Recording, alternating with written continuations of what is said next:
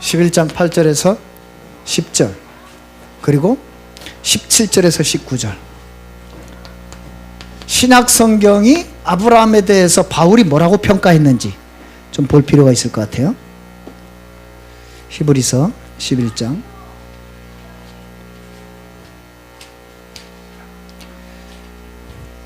히브리서 11장 8절에서 10절 같이 읽겠습니다.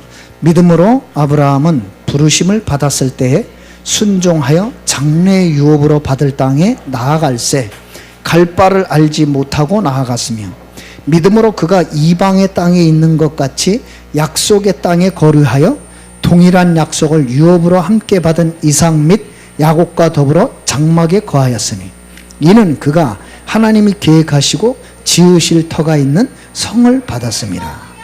자, 17절에서 19절 보겠습니다. 자, 아브라함은 시험을 받을 때 믿음으로 이삭을 드렸으니 그는 약속들을 받은 자로 돼 그 외아들들을 드렸느니라. 그에게 이미 말씀하시기를 내 자손이라 칭할 자는 이삭으로 말미암으리라 하셨으니, 그가 하나님이 능히 이삭을 죽은 자 가운데서 다시 살리실 줄로 생각한지라. 비유컨대 그를 죽은 자 가운데서 도로 받은 것이니라. 여러분, 지금 우리가 히브리서 두 군데 읽었는데 뭐가 확실히 되냐면, 아브라함의 믿음은 두 가지 믿음이에요. 하나는 하나님의 언약에 대한 믿음. 이게 제일 중요해요. 여러분이 뭘 믿느냐 하면 주여 믿습니다가 아닙니다. 하나님이 분명히 나갈 때 갈 바를 알지 못하고 나갔는데, 창세기 12장 3절에 보면 뭐라고 기록되냐면 아브라함이 여호와의 말씀을 쫓아갔고 그랬어요. 그러니까 여러분, 믿음은요 공상이 아니에요. 믿음은 추상이 아니에요. 믿음은 여러분 붙잡고 있는 말씀이 분명히 있어야 돼요. 바울이 믿음을 고백할 때 하나님을 믿노라라고 했을 때 앞에 전제 조건이 뭐예요? 내게 주신 말씀대로 되리라고 하나님을 믿는다 그랬어요. 전제 조건이 뭐예요? 하나님 말씀, 약속입니다.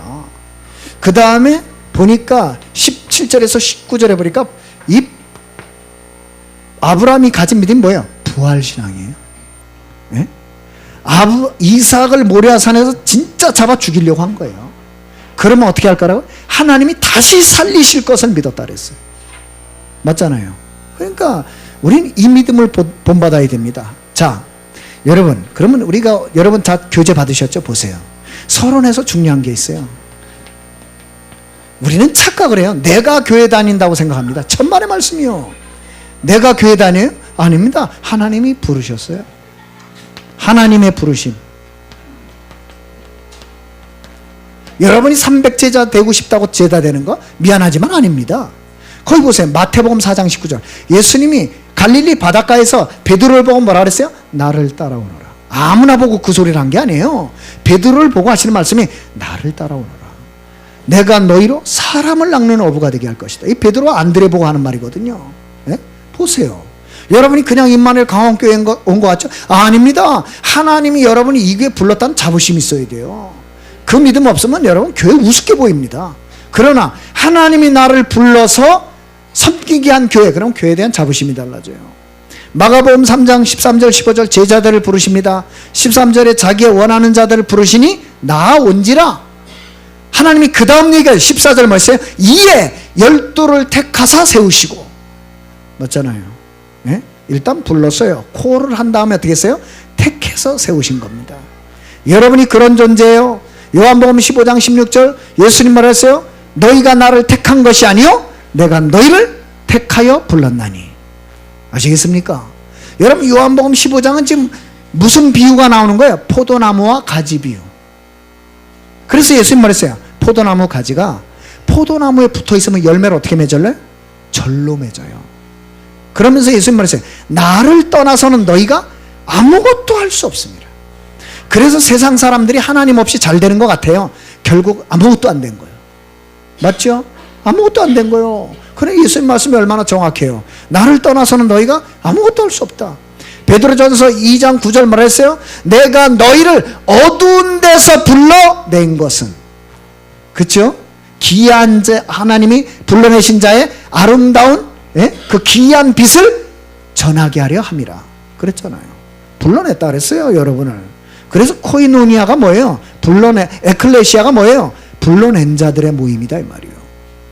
자, 그러면 왜 하나님 도대체 이제 보세요. 아브라함의 뭘 보고 불러내셨을까요? 그게 느헤미야 9장 7절 8절에 나온다니까요. 예? 느헤미야가 이 비밀을 알고 있었어요. 뭐라 그랬습니까? 느헤미야 9장 7절 8절 보니까 주는 하나님 여호와시라. 옛적에 아브라함을 택하시고, 분명히 택하셨어요.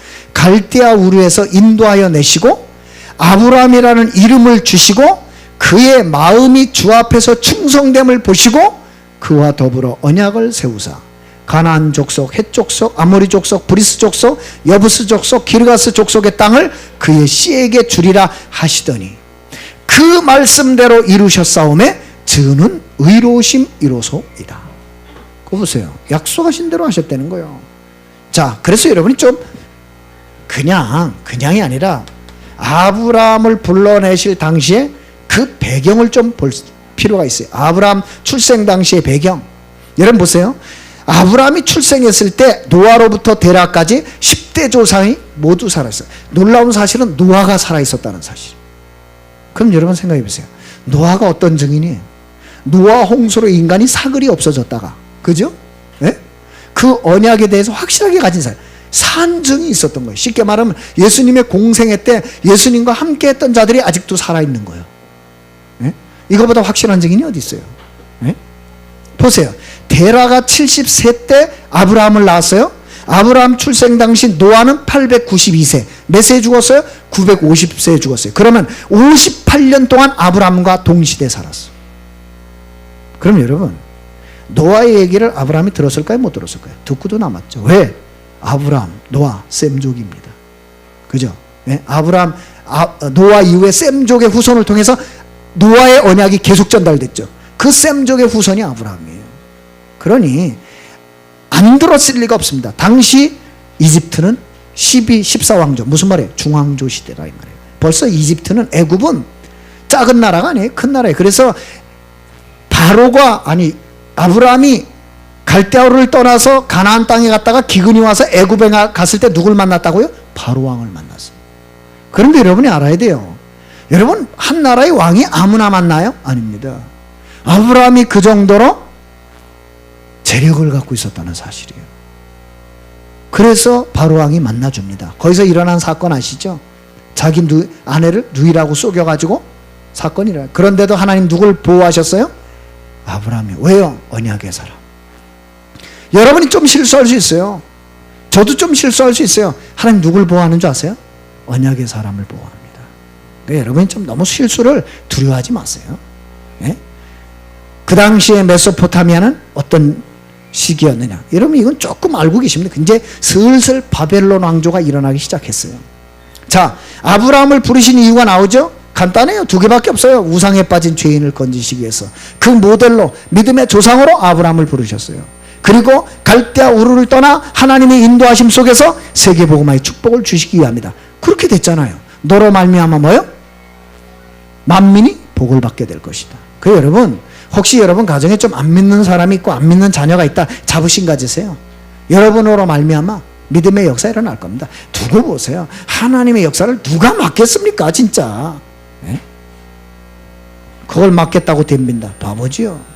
아브라함의 불신함과 언약의 여정 보세요. 창세기 12장 1절. 분명히 너는 너의 고향과 친척과 아버지의 집을 떠나 내가 내게로 보여줄 땅으로 가라 그랬는데, 창세기 11장 26절에 32절에 보니까 아브라함이 아버지 데라, 하란의 아들 롯. 여러분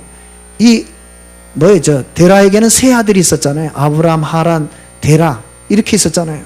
그 중에 하란의 아들 롯을 데리고 떠난 거예요.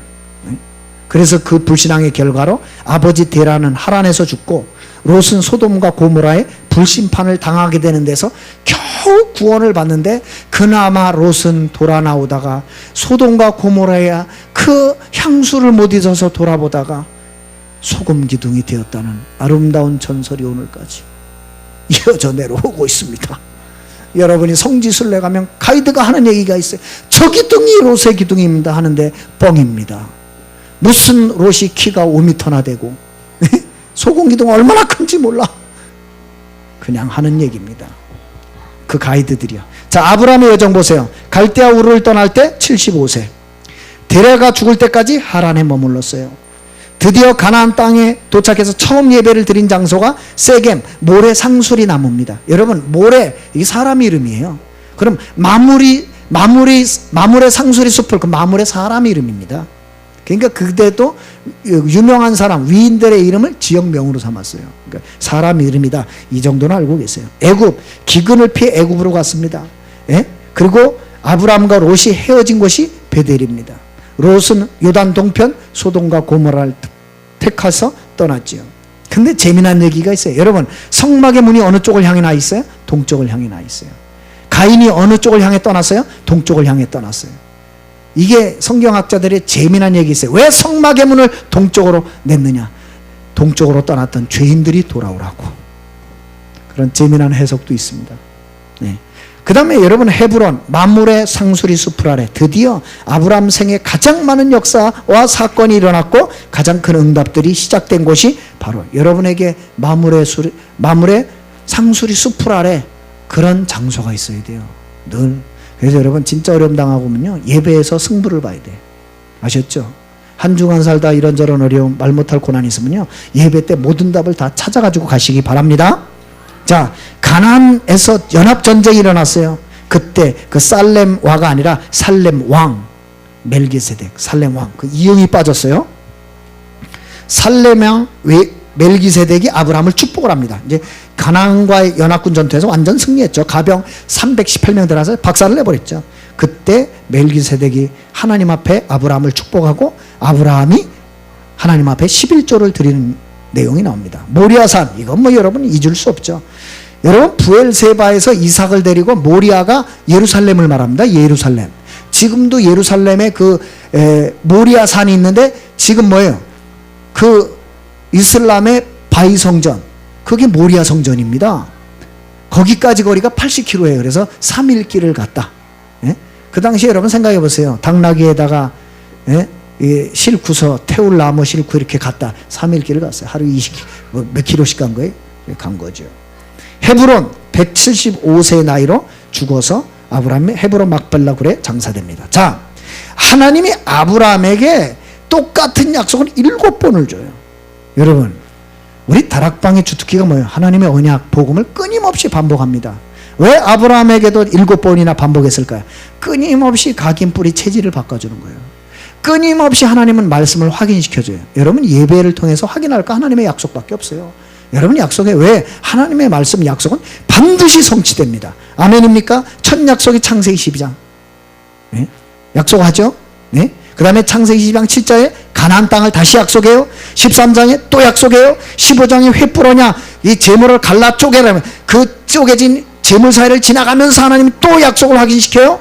그렇죠? 그 다음에 창세기 17장 할례를 행해라고 할례 언약을 하면서 다시 가나안 땅과 자선 약속을 또 확인시켜줘요.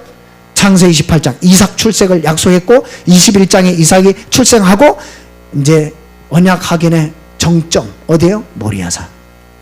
거기서 이삭 사건을 통해서 이제 종지부를 찍습니다. 여러분, 하나님이 우리에게 메시아를 보내주기로 약속하시고 정점을 찍은 사건이 있어요. 그게 어디에? 십자가. 그래서 십자가 사건이 우리는 양을 제물로 안 드리는 거예요. 피제사 거기서 끝내셨어요. 그런데 유대인들은 지금도 여러분 놀라지 마세요. 예루살렘 성전을 재건하려고 모든 제물과 그 출애굽기에 약속한 그 성소의 그릇들을 다 준비해놨다는 사실 아세요? 금으로 다 준비해놨어요. 그래서 마지막 아마겟돈 전쟁에서 예루살렘을 회복하고 거기서 옛날에 드렸던 대로 양, 소 잡아가지고 피 뿌리며 제사 드리겠다는 거예요. 그거 진짜 준비하고 있습니다. 여러분 가가지고 유튜브 들어가서 제3성전이라고 쳐보세요. 유대인의 제3성전 뭘 준비해놨는지 준비해놓은 거 다 나옵니다. 이렇게 금그릇 다 준비해놨다. 모세가 성막에서 만들었던 거 싹 준비해놨습니다. 네? 이제 D-Day만 기다리고 있는 거예요. 네? 그래서 진짜로 양 뿌리면서 양 잡아 피 뿌리면서 제사 드리겠다는 거예요. 그러니까 확실한 증거예요. 뭘 모른다는 거예요?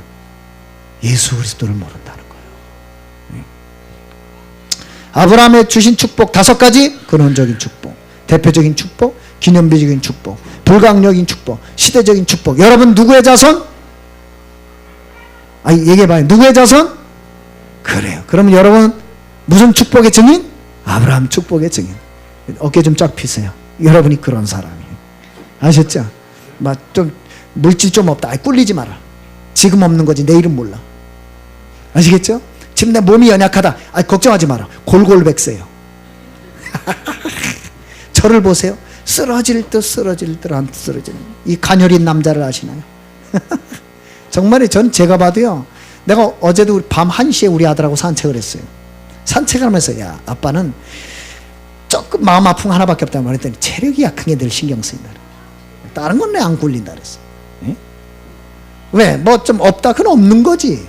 그 나 행복하고는 상관없어요. 왜? 내 행복이 그 없는 것에 좌우된다? 그건 내 수준 낮은 거예요. 내 행복은 하나님 주신 거기 때문에 세상 것까지 흔들리지 않아. 예? 근데 단지 니도 알잖아. 내 할 일이 많은데 늘 체력가 일하다가 제가 책상에 쓰러져 잘 때가 한두 번이야. 푹 쓰러 컴퓨터 작업하다 자고 있다니까. 아유 상상해보세요. 작업하다가 컴퓨터 옆에 쓰러져 자고 있어. 이렇게 또 일어나가지고 또 하고. 아주 웃깁니다. 오죽하면 제가 제 방에 산소통을 갖다 놨겠어요. 산소통을 갖다 놓은 제 가슴을 이해해 주십시오. 그렇게 해서라도 주의 일을 해야 되겠다는 제 가슴을 아시지요? 근데 알고 봤더니 여러분 기도 덕분이에요. 제 몸부림이 아니라 여러분 기도 덕분이라 감사드리고 함께 아브라함의 축복 가지고 원조강원 민족 세계 살리는 증인으로 멋지게 살다 갑시다. 기도하겠습니다. 하나님 이 축복의 증인들이 되게 주옵소서. 예수 그리스도의 이름으로 기도드립니다. 아멘.